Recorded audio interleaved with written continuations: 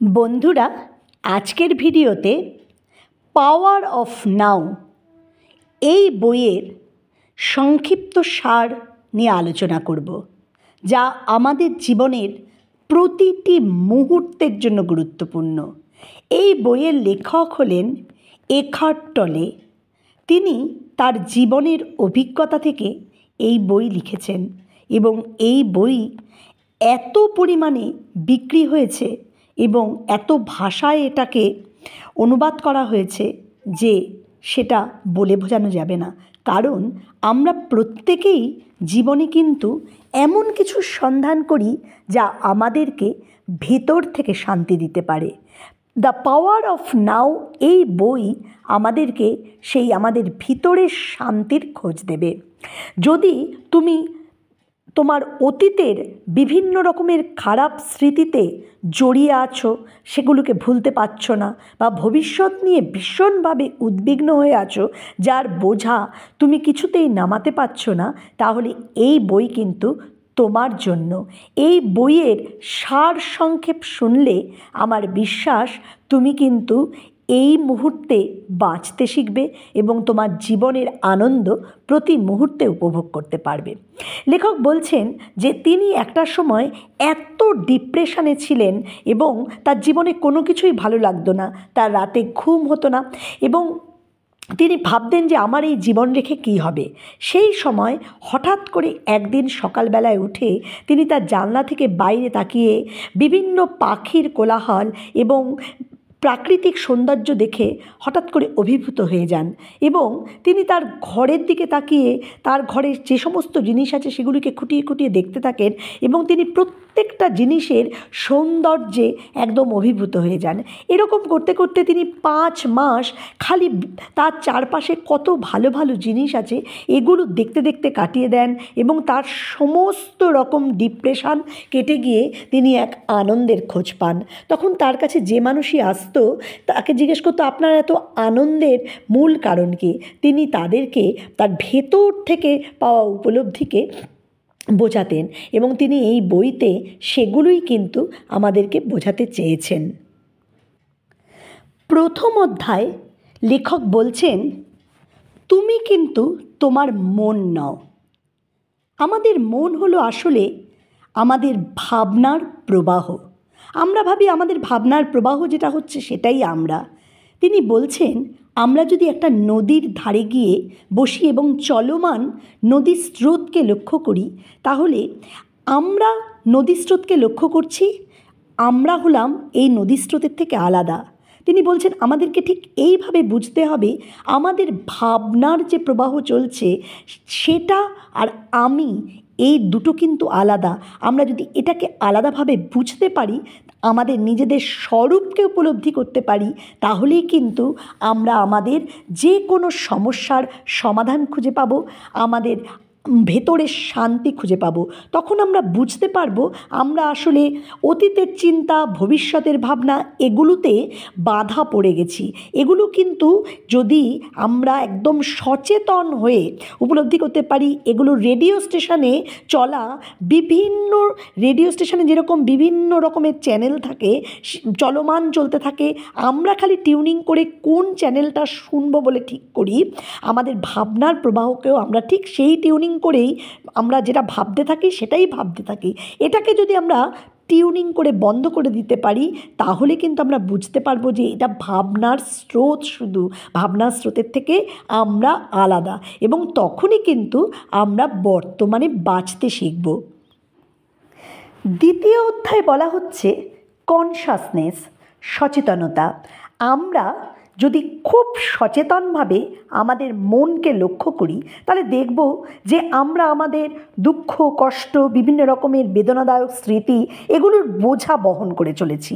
আমাদের এভাবে ভাবতে হবে যে আমরা যেন একটা ক্লাসরুমে বসে আছি, আমাদের পাস্ট হলো আমাদের ফেলে রাখা হোমওয়ার্ক, আর আমাদের ফিউচার হলো আমাদের যে পরীক্ষা আসবে, আর বর্তমান হলো আমরা সেই ক্লাসরুমে বসে যে শিক্ষকের পড়া শুনছি।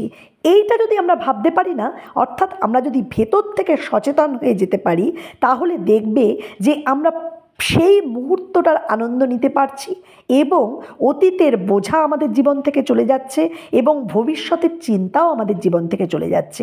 এই জন্য আমাদের কিন্তু প্রতিটা মুহূর্তে আমাদের যদি অতীতের ভাবনা বা ভবিষ্যতের ভাবনা আসে, সচেতনভাবে সেটাকে দূরে সরাতে হবে। অর্থাৎ আমাদের ভেতরে নিরন্তর যে ভাবনার স্রোত প্রবাহিত হচ্ছে, যে ভাবনাগুলো আমাদের ভেতরে ভেতরে বকবক বকবক বকবক করছে, সেগুলিকে আমাদেরই মিউট করে দিতে হবে।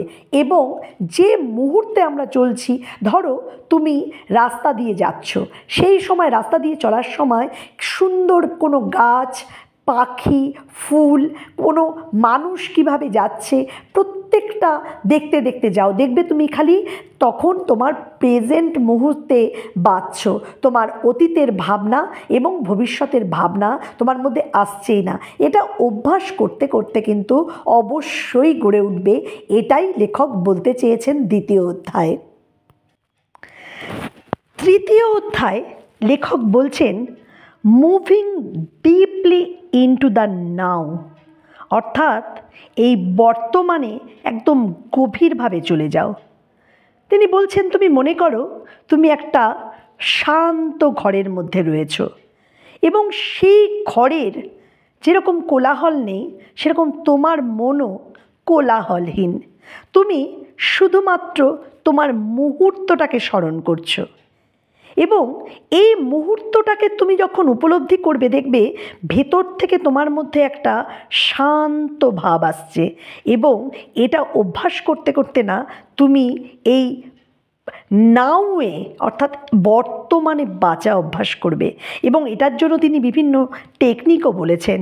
তিনি বলেছেন যে মাইন্ডফুলনেস এর খুব ভালো পন্থা।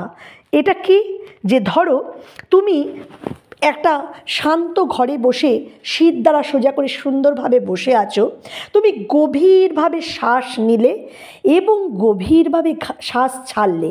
এইটা করার সময় তুমি অন্য কিছু ভাববে না, তোমার শরীর থেকে যে শ্বাস তুমি বাইরে বের করে দিচ্ছ এবং যে শ্বাস তুমি বাইরে থেকে গ্রহণ করছো তোমার শরীরে, তুমি সেইটা এই যাওয়া আসাটা উপলব্ধি করো। দেখবে তুমি কিন্তু বুঝতে পারবে যে তোমার শরীরের ভেতরে যে তোমার কি পরিবর্তন হচ্ছে একবার শ্বাস নেওয়া এবং বেরোনো। এবং এটা প্র্যাকটিস করলে কিন্তু দেখা যায় যে মাইন্ডফুলনেস হয়। তখন দেখবে তুমি রাস্তাঘাটে চলার সময়ও তুমি একটা কোনো জিনিস খুব মন দিয়ে দেখছো এবং সেটা তুমি খুব ভালোভাবে উপলব্ধি করতে পারছো। তখন তোমার অতীতের চিন্তাও আর থাকবে না, ভবিষ্যতের কোনো ভাবনাও থাকবে না। তুমি আরও ডিপলি তোমার বর্তমানে প্রবেশ করবে। এবং লেখকের এই দ্য পাওয়ার অফ নাও বইয়ের উদ্দেশ্যই তো এটা। চতুর্থ অধ্যায়ে লেখক বলছেন তোমার অতীত এবং ভবিষ্যৎ কোনোটাতেই বেচো না। দেখবে অনেক মানুষকে আশেপাশে দেখা যায়, তারা এইটা ভাবতে থাকে যদি আমি ওই কাজটা না করতাম তাহলে ভালো হতো, যদি ওখানে না যেতাম তাহলে মনে হয় এরকম হতো না। আবার অনেককে দেখা যায় ভবিষ্যতে আমি বাড়ি করতে পারবো তো, আমি একটা ভালো চাকরি করতে পারবো তো, আমি টাকা জমাতে পারবো তো। এই যে চিন্তাগুলো সবটাই কিন্তু হয় অতীতের নয় ভবিষ্যতের চলছে। এর ফলে বর্তমানে যেটা হচ্ছে সেটা নিয়ে কিন্তু কেউ মাথা ব্যথা করছে না। ভাবো একজন স্টুডেন্ট যদি কোনো ক্লাসে ফেল করে যায়, তাহলে তার কিন্তু তখন সে কাঁদবে, কান্নাকাটি করবে, কিন্তু সে কান্নাকাটি করে তখন কিছু হবে? সে তো যখন বর্তমানে ছিল তখন সে তার পড়াশোনাটা সঠিকভাবে করেনি, সে শুধু ভেবেছে আমার পরীক্ষা আসছে পরীক্ষা আসছে পরীক্ষা আসছে, পারবো তো পারবো তো, এরকম করতে করতে সে বর্তমানটাকে কাটিয়ে দিয়েছে। এটাই লেখক বোঝাতে চেয়েছেন, তুমি তোমার মাইন্ডে অবিরত যে ভাবনার স্রোত প্রবাহিত হচ্ছে তার অবজারভার হয়ে যাও এবং তোমার অবজারভার হওয়ার ফলে তুমি দেখবে সচেতনভাবে তুমি অতীত আর ভবিষ্যতের জন্য যে ভাবনাগুলো আসছে সেগুলোর সমস্ত প্রবাহগুলোকে তোমার মাইন্ড থেকে বন্ধ করে দাও। যেরকম কলের জল বন্ধ করে দেওয়া হয় সেভাবে বন্ধ করে দাও। তখন দেখবে তুমি শুধু বর্তমানে বাঁচছো। এবং তার জন্য তিনি বিভিন্ন টেকনিক বলেছেন, যে তোমার তোমার ব্রিদিং এক্সারসাইজ করো, তুমি তোমার চারপাশে যে জিনিসগুলো আছে সেগুলিকে পুঙ্খানুপুঙ্খভাবে দেখতে শেখো। তোমার বাড়িতে ঘরে যা যা জিনিস দেখবে, তোমার ঘরে কত জিনিস তুমি কিনে এনেছো, কত সুন্দর সুন্দর ছবি আছে, তুমি সেগুলো কিন্তু কোনো কিছু তাকিয়ে দেখো না, তুমি শুধু আনছো কিন্তু দেখছো না। উনি বলছেন তুমি এই বর্তমানে এই জিনিসগুলো করতে থাকলে তুমি অতীতেও বাঁচবে না, ভবিষ্যতেও বাঁচবে না, তুমি শুধুমাত্র বর্তমানে বাঁচবে। পঞ্চম অধ্যায়ে লেখক বলছেন বর্তমানের অবস্থাটা কী। আমরা ভাবি আমরা বর্তমানে বাঁচছি মানে এখন যেটা করছি তার ফল ভবিষ্যতে পাবো, কিন্তু লেখক বলছেন বর্তমানের অবস্থা এর থেকেও গভীর। কীরকম? তোমার মানসিক যে স্থিতিশীলতা সেটা যদি একদম স্থিতিশীল থাকে তবেই তুমি বর্তমানের অবস্থায় রয়েছো। এটার জন্য তিনি খুব সুন্দর উদাহরণ তুলে ধরেছেন। ধরো একটা শান্ত ঝিলের ধারে যদি যাও, যেখানে জল একটুও নড়ছে না, তার দিকে তুমি যদি তাকাও তার গভীরতা তুমি উপলব্ধি করতে পারবে। লেখক বলছেন বর্তমানের অবস্থা তোমার মনে এরকমই হওয়া উচিত যে তোমার মন এতটা শান্ত হবে যে তুমি তোমার গভীর পর্যন্ত দেখতে পাবে। তুমি কোনো রকম অন্য কোনো ভাবনায় একেবারেই প্রভাবিত হবে না, তুমি শুধু তোমার বর্তমানে কী ঘটছে সেটুকুই দেখবে এবং সেটা গভীরভাবে দেখবে এবং তুমি তোমার মন থেকে শান্ত হয়ে যাবে। দেখো, আমার এই ভিডিও যদি তোমরা এই পর্যন্ত শুনে থাকো, তোমরা কিন্তু এটা উপলব্ধি করতে পারবে যে তুমি এতক্ষণ ধরে মন দিয়ে বর্তমানে এই ভিডিওটা শান্তভাবে শুনছো। ষষ্ঠ অধ্যায়ে লেখক আমাদের ইন্টারনাল বডি সম্পর্কে বলেছেন। তিনি যখন আমাদের বর্তমানে বাঁচার শিক্ষা দিচ্ছেন তখন তিনি আমাদেরকে এই ইন্টারনাল বডিকে উপলব্ধি করা শেখাচ্ছেন। তিনি বলছেন আমরা যদি আমাদের ইন্টারনাল সেলফকে সঠিকভাবে উপলব্ধি করতে পারি তাহলে আমরা বর্তমানে বাঁচতে পারবো। আমাদের অতীতের সমস্ত বোঝা আমাদের জীবন থেকে চলে যাবে এবং ভবিষ্যতের দুশ্চিন্তাও আমাদের জীবনে থাকবে না। তিনি বলছেন আমাদের ইন্টারনাল যে সেলফ রয়েছে সেটাকে কোনো শব্দ বা কোনো কনসেপ্ট দিয়ে বোঝানো যাবে না, সেটা অনুভবের মাধ্যমে বুঝতে হবে এবং এই অনুভবের মাধ্যমে যদি আমরা বুঝতে পারি তাহলে আমাদের এই ইন্টারনাল সেলফে কি অসীম এনার্জি রয়েছে সেই এনার্জির প্রবাহ আমরা উপলব্ধি করতে পারবো। এবং এর জন্য তিনি বলছেন যে আমাদের ভীষণভাবে শান্তিপূর্ণ কোনো মিউজিক শোনা উচিত, আমাদের শ্বাস প্রশ্বাসের যে এক্সারসাইজ সেটা ভালোভাবে করা উচিত এবং নেচারের কাছে যাওয়া উচিত। নেচারের কাছে গেলে না আমাদের এই ইন্টারনাল সেলফকে আমরা বুঝতে পারবো। দেখবে যে চারদিকে খুব সুন্দর রঙিন ফুল দেখলে তোমার ভেতর থেকে একটা অনুভূতি আসে না যে কে এই রঙিন ফুল সৃষ্টি করলেন? একটা আনন্দে মন ভরে যায় এবং বিশ্বাস করতে ইচ্ছে করে না যে একজন শক্তিশালী কেউ আছেন যিনি আমাদের মাথার উপরে হাত রেখেছেন এবং এত সুন্দর দৃশ্য আমাদেরকে উপহার দিয়েছেন। এই ইনার অনুভূতিটা যখনই ভেতর থেকে আসবে না, আমরা শুধুমাত্র বর্তমানকে সাদরে গ্রহণ করতে শিখব এবং আমরা অতীতের বোঝাকে একদম জীবন থেকে নির্মূল করে ফেলতে পারবো যদি আমরা অতীতে যা যা ঘটেছে সব কিছুকে ক্ষমা করে দিতে পারি, ভুলে যেতে পারি। সপ্তম অধ্যায়ে লেখক বলছেন পোর্টালস ইনটু দ্য আনম্যানিফেস্টেড। এটা হলো এমন এক দরজা যা আমাদের ফিজিক্যাল এক্সিস্টেন্সের বাইরে, যেটা ঠিক আকারে বর্ণনা করা যায় না, সেটাকে ছুঁতে শেখায়। লেখক বলছেন আমাদের অসীম আনন্দ এভারলাস্টিং আনন্দ, এই আনম্যানিফেস্টেড, এটাকে উপলব্ধি করার মধ্য দিয়েই হবে। এবং সেটা করা সম্ভব আমরা যদি নেচারের সঙ্গে নিজেদেরকে কানেক্টেড অনুভব করি। যদি আমরা যে কোনো কলাকে খুব ভেতর থেকে গ্রহণ করে সেটাতে আমরা নিজেদের মনোনিবেশ করি, আমরা যদি শুধুমাত্র বর্তমানকে গুরুত্ব দিই, যদি আমরা আমাদের যে কোনো বর্তমানের ভাবনাকে মাথায় রেখে সুন্দর একটা মুহূর্তকে প্রতি পলে প্রতি মুহূর্তে উপলব্ধি করি, যদি আমরা আমাদের নেচারের যে সৌন্দর্য সেটাকে মনে প্রাণে গ্রহণ করি, তাহলে আমরা সেই আনম্যানিফেস্টেড জিনিসের দিকে এগিয়ে যাব এবং আমাদের ট্রু সেলফকে এই আনম্যানিফেস্টেড জিনিসের সঙ্গে জুড়ে দিয়ে আমরা অসীম আনন্দের খোঁজ পাব। এবং এই সব কটা কানেক্টিভিটি কিন্তু আমাদেরকে আমাদের বর্তমানের দিকে নিয়ে আসবে এবং আমরা চির আনন্দের সাগরে ভাসতে পারব। অষ্টম অধ্যায়ে লেখক এনলাইটেন্ড রিলেশনশিপ নিয়ে বলেছেন। তিনি বলছেন আমরা কোনো রিলেশনশিপে, অর্থাৎ তিনি এখানে ভালোবাসার সম্পর্কের কথাই প্রথমত বলেছেন, যে যাই আমাদের ইনকমপ্লিটনেসকে পূর্ণ করার জন্য।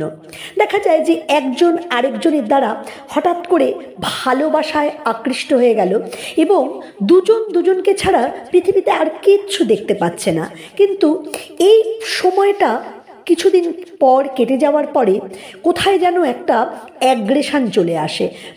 মনে হয় যে একে আমি সম্পূর্ণরূপে অধিকার করব, এ আর কারোর হতে পারবে না, এবং তখনই কিন্তু বিভিন্ন রকমের সংঘর্ষ শুরু হয় এবং বিভিন্ন রকমের চাহিদা শুরু হয়ে যায়। অর্থাৎ আমরা আমাদের নিজেদের অসম্পূর্ণতাকে পূর্ণ করার জন্য একটা রিলেশনশিপে অন্যকে পরিবর্তন করার চেষ্টা করি। লেখক এখানে বলছেন যে তুমি যে রিলেশনশিপে গেছো সেখানে তুমি অন্যকে পরিবর্তন করার চেষ্টা করো না, বরঞ্চ সে যেরকম আছে সেভাবেই তাকে অ্যাকসেপ্ট করো এবং এই রিলেশনশিপটা সম্পূর্ণরূপে বর্তমানে নিয়ে বাঁচো এবং এই রিলেশনশিপে তুমি নিজেকে পরিবর্তন করার চেষ্টা করো। দেখবে তাহলে তুমি কিন্তু সব সময় এই রিলেশনশিপে আনন্দের খোঁজ পাবে। এবং এটার জন্য নিজেকে সবার আগে ভালোবাসা দরকার। নিজেকে ভালোবেসে নিজেকে সম্পূর্ণ করে তুলতে পারলেই কিন্তু আমরা কোনো রিলেশনশিপে ইনকমপ্লিটনেস থেকে তৈরি করব না। এবং ভালোবাসার সম্পর্ক বলতে এখানে হাজব্যান্ড ওয়াইফ বা বয়ফ্রেন্ড গার্লফ্রেন্ডের কথা বলা হলেও অন্যান্য যে কোনো সম্পর্কের ক্ষেত্রেও কিন্তু এটা প্রযোজ্য। এবং আমরা যখন এটা অভ্যাস করতে পারবো না, আমরা বর্তমানে বাঁচতে শিখব এবং তার আনন্দ নিতে পারবো। নবম অধ্যায়ে লেখক বলছেন সুখ দুঃখের পারে একটা ইনার পিস রয়েছে, তিনি তার খোঁজ করতে বলছেন। তিনি বলছেন আমরা কি হয় আমাদের সুখ দুঃখের কাহিনী তৈরি করতে করতেই আমাদের আসল রিয়েলিটিটা ভুলে যাই। লেখক সেটাকে আমাদের ভুলতে বলছেন সুখ দুঃখের পার গিয়ে আমাদেরকে ইনার শান্তির খোঁজ করতে হবে এবং সেটা কিন্তু পাওয়া সম্ভব। আমরা সুখ দুঃখ এগুলো নিয়ে ভাবতে ভাবতে আমাদের যে সত্যিকারের যে রিয়েলিটি সেটা কিন্তু ভুলে যাই এবং সেটা কিন্তু সুখ দুঃখ থেকে অনেক বেশি বড় এবং সেটা আমাদের বর্তমানে আমরা উপলব্ধি করতে হবে। এবং সেটা যদি আমরা সঠিকভাবে উপলব্ধি করতে পারি না, আমাদের কাছে আনন্দ কিন্তু চিরস্থায়ী হবে। তিনি বলছেন অন্যের প্রতি কম্প্যাশনেট হওয়া, অন্যকে মানে দয়া ঠিক শব্দটা আসে না, এর থেকেও বড় কিছু সেটা দেওয়া এবং সুখ দুঃখ নিয়ে মাথা ব্যথা না করে এটাকে প্রবাহমান একটা জীবন মনে করে শুধু মুহূর্তটাকে দেখলে আমরা একটা অন্য রিয়েলিটির সন্ধান পাবো, যেটা আমাদেরকে আনন্দের সাগরে ভাসিয়ে দেবে। দশম অর্থাৎ শেষ অধ্যায়ে লেখক বুঝিয়েছেন মিনিং অফ সারেন্ডার। এটা কিন্তু ভীষণ গভীরভাবে আমাদের বোঝা উচিত। আমাদের কোনো সিচুয়েশন সামনে আসলে নিজেদেরকে সারেন্ডার করে দেওয়া উচিত। রেজিস্ট না করে সারেন্ডার করলে আমরা না স্পিরিচুয়ালি অনেক এগিয়ে যেতে পারবো। স্পিরিচুয়ালি এগিয়ে যাওয়া মানে কিন্তু শুধু ভগবানের নাম কীর্তন করা নয়। স্পিরিচুয়ালি এগিয়ে যাওয়া মানে আমাদের ইনার পিসকে খুঁজে পাওয়া, এবং শুধু ইনার পিসকে নিজেদের মধ্যে খুঁজে পাওয়া নয়, সবার মধ্যে ছড়িয়ে দেওয়া। এটাই হচ্ছে স্পিরিচুয়ালিটি। তিনি বলছেন আমাদের রিলেশনশিপের ক্ষেত্রে আমরা অন্যকে বদলানোর চেষ্টা করব না, সে যেমন তেমনভাবে অ্যাকসেপ্ট করব। আমরা আমাদের রেসপন্স করাকে চুজ করব, এবং সেইভাবে আমরা যদি রেসপন্স করতে পারি তাহলে কিন্তু আমরা সারেন্ডার করার মানে সঠিকভাবে বুঝতে পারবো। অনেক সময় আমাদের জীবনে অনেক রকম পেন আসে, সেই পেনে নিজেদেরকে সারেন্ডার করে তার থেকে শিক্ষা নিয়ে জীবনে এগিয়ে যেতে হবে, এবং আমাদেরকে মহান সৃষ্টিকর্তার প্রতি সারেন্ডার করতে হবে। আমাদের বুঝতে হবে যে কিছু কিছু জিনিস আমরা বুঝতে পারবো না, তিনি আমাদের জন্য ভাবছেন।